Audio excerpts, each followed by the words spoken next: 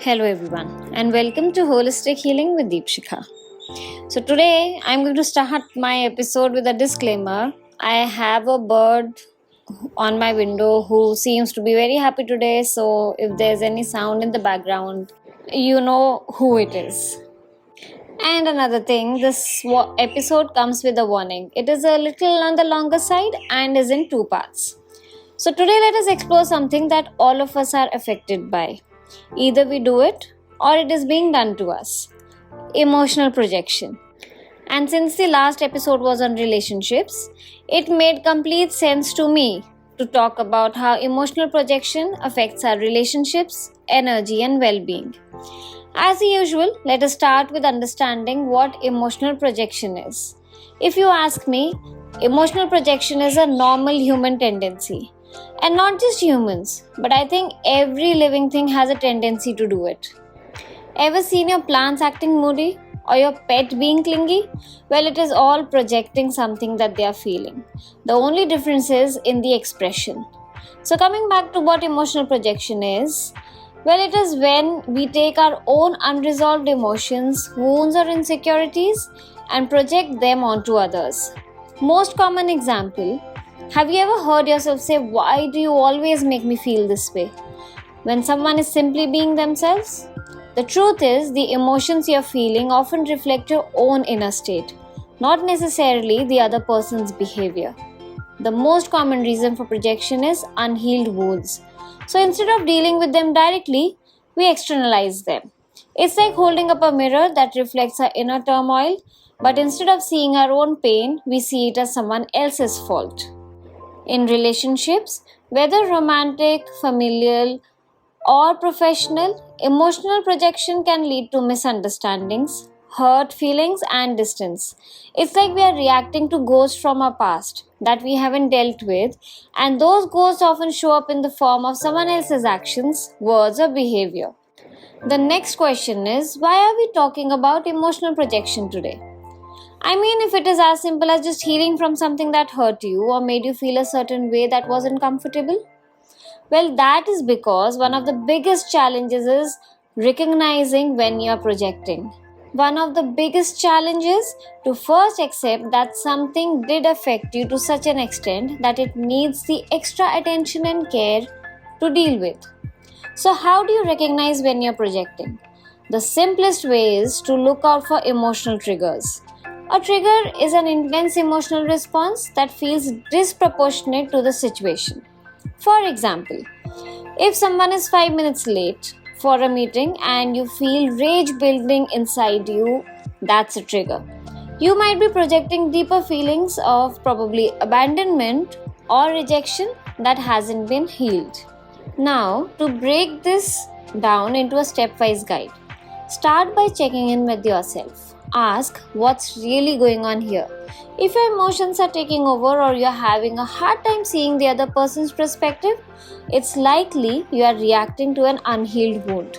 In fact, I have come to realize, irrespective of the kind of reaction you're having, no matter how small or big, usually 70% of the reaction is attributable to something that needs to heal within us.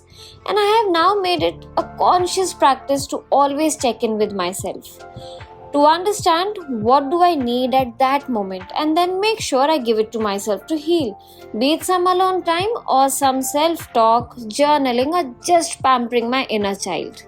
Remember, our triggers reveal where we need to heal. I mean, how amazing is our body? Because it's always telling us what we need to do, if only we stop long enough to listen to it. Because here's the thing, we are responsible for our own emotions. It's easy to blame others for how we feel, but true healing starts when we take ownership. No one can make you feel anything without your permission, said Eleanor Roosevelt. And this is the key. No one has the power to trigger your deepest wounds unless you are still holding on to them. When we start owning our emotions, we stop projecting them onto others. That doesn't mean we ignore our feelings. It means we take responsibility for them, acknowledging they come from within. When we begin to see emotional projection as a mirror for our own growth, we empower ourselves to heal. Emotional projection isn't something that affects only our personal life. In fact, with the way things are these days, where we spend so much of our time at our workplace compared to with our own family and friends, emotional projections equally affect our professional life. In the workplace, emotional projection can create tension, stress, and conflict. For example, if you are someone who's insecure because you've often been criticized as a child, you may see a colleague giving constructive feedback as criticizing you. Or you might be quick to assume that your boss is upset with you when they are being quiet because you had to undergo the silent treatment at home every time you did something that upset the other person, and not necessarily an elder, can be a partner too. In fact, emotional projection can also be due to varying belief systems, whether at home or in office. When someone or something does not align with our belief system, it may seem as our emotions are not being taken into account, or not being cared about or respected, and such like things.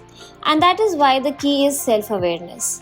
Before reacting to a situation, take a moment to pause. Ask yourself, am I projecting my own fears or insecurities onto this situation? When we bring awareness to our emotional state, we can respond thoughtfully rather than reacting impulsively. Unhealed projections can not only damage relationships but also drain your energy. And it is not always about us projecting, sometimes we can also be on the receiving end.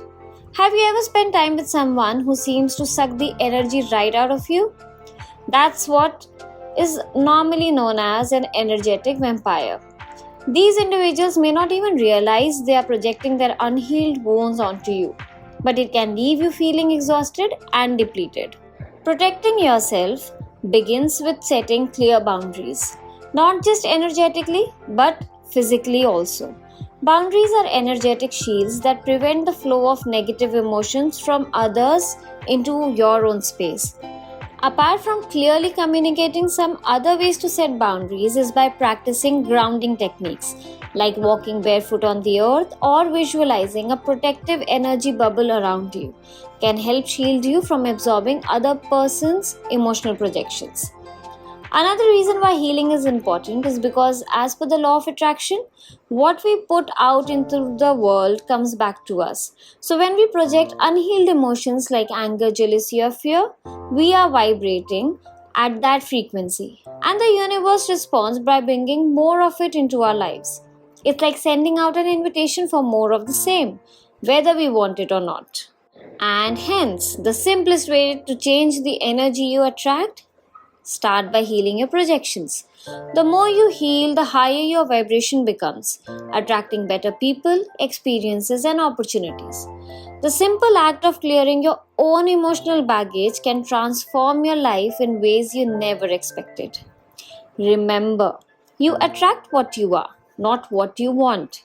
And since we've been talking about emotional wounds, our family dynamics are often the root of many of our emotional wounds. The way we were raised, the relationships we observed, and the emotional patterns we inherited can influence how we interact with others throughout our lives. These patterns get passed down from one generation to the next, often unconsciously. Again, it all comes down to being aware. So, if you find yourself repeating family dynamics or projecting old family wounds, it's important to acknowledge this. Healing isn't just about you, it's about breaking the cycle and creating a healthier emotional environment for the next generation. Understanding where these patterns come from helps you release them, allowing you to show up as your authentic self without the weight of past projections. And with this, I come to the end of this episode.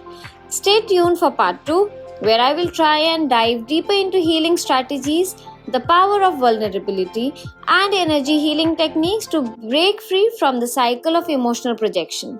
Till then, here's something I would like you to do.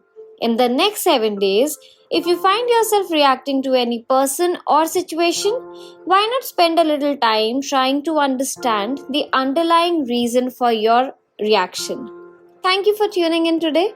Hope this episode was helpful. If you liked the episode, please do share it with your loved ones. See you next week. Take care.